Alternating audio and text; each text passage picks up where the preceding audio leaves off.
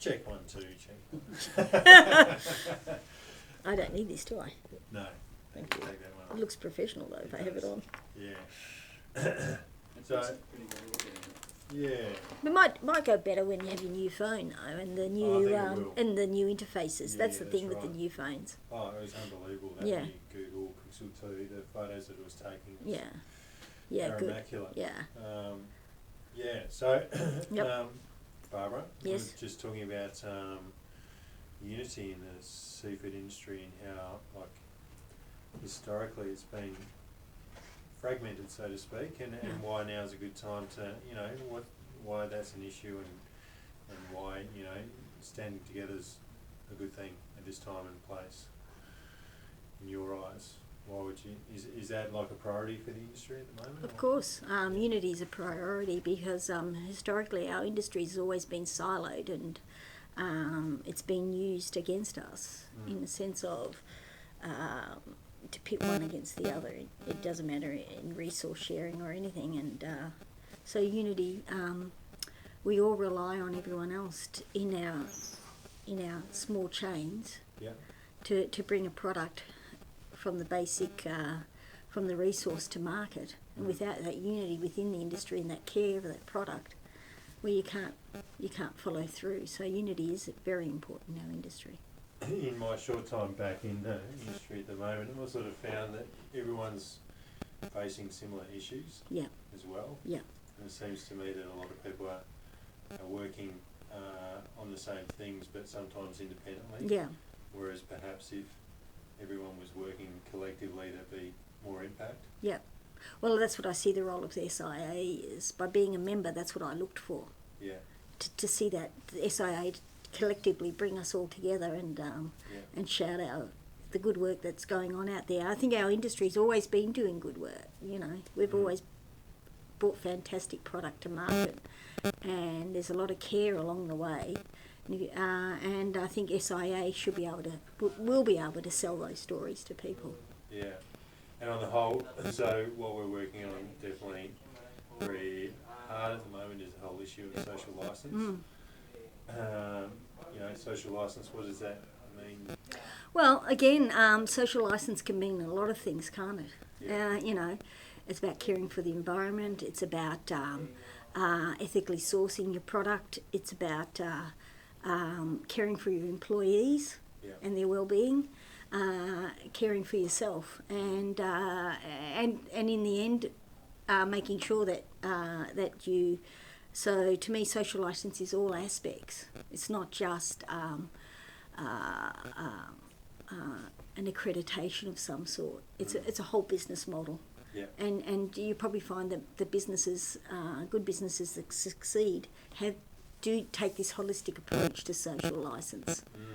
So, interestingly, as we were talking about before, we went out and spoke to the community. And last night we had some focus groups, and what I'd heard previously was a lot of people have in the industry think that the public thinks poorly of them or is very critical of them.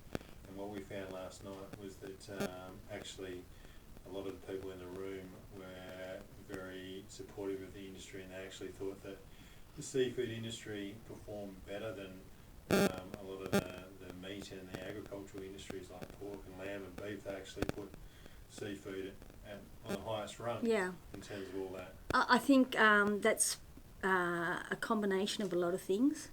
I think the seafood industry has always been doing a good job. It's just that we haven't been able to sell ourselves as doing that. Yeah. I think that's been our biggest failing in our industry. We haven't sold our story well, and we've been too busy listening to the naysayers. And and there's a lot of naysayers out there that have taken our voice away. Yeah. And this is our chance to bring our voice back and say, no, this is the truth. This is where we are. This is what we have. We're not perfect, and our pledge will prove that. Or not prove it, but our pledge will help us to show that to the public. It's nice to know that because you're too busy. Sometimes you're too busy with your nose to the wheel and doing your work, that you forget about the realities of life. It's sort of like how you sell yourself, you forget about it because you're too busy doing the day to day. And it's nice to know that the public are recognising you in that way. That we are better than what we think we are. Exactly.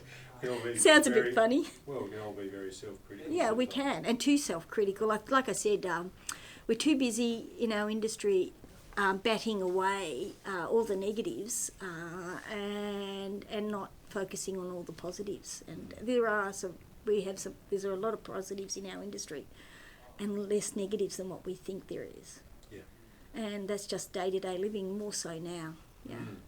I agree. So the good news that we took away from last night was that we're actually starting from a good position, and like here's an opportunity to actually strengthen that and you know reinforce that position well into the future. We're not starting from the bottom. We're actually starting from the middle to top, somewhere around there.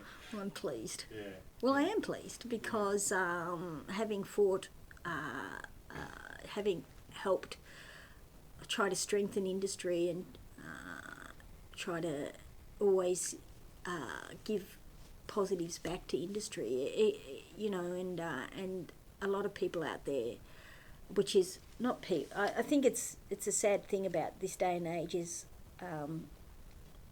we have a lot of snake oil salesmen out there that get out there and have a voice, but don't really know the truth of an industry and what the good stories that an industry has to say, and you know, the pledge will help shore up and give positives back to industry. Yeah. So, and just on that, you were saying before that you actually capture a lot of good stories yourself and promote them, and that seems to, you know, get a bit of interest from the public. Yeah, it does. A lot of whether it's the product, whether it's the people, you know, it does. People love a good story, you know, and a quick story. You know what I mean? It sounds, you know, this is the beauty of telling our story, and it's so easy now. It was a lot harder 20 years ago. Now it's so easy to say, here's the market, here's our beautiful product, here are our people selling it, here's our retailer that comes in, come and celebrate Australian seafood with us. Yeah, and you're just doing that in a fairly low cost, low maintenance way, just using Instagram and like phone cameras and this whatever. Is it, and employees that don't know anything and learning along the way and with no formal training. Without formal training in the sense of, you know, take a photo, think of a quick caption. It's a lot of work, but in one way it's rewarding too. And it's not so much about the likes. It's about the feedback when people send you and when they send comments back to you saying, I love that, that's great. So you're sort of tuning into what people care about. And learning about what people care about. Brilliant. And our industry's got a lot to celebrate. Our fishermen, you know, are hard workers. At the market level, at this level, we work hard to sell our fish to get the best we can for our fishermen. And then at the retail level, which is at the forefront with the community, they're listening to what the community wants and helping to meet the market's needs. Yeah, brilliant. All right, easy tips.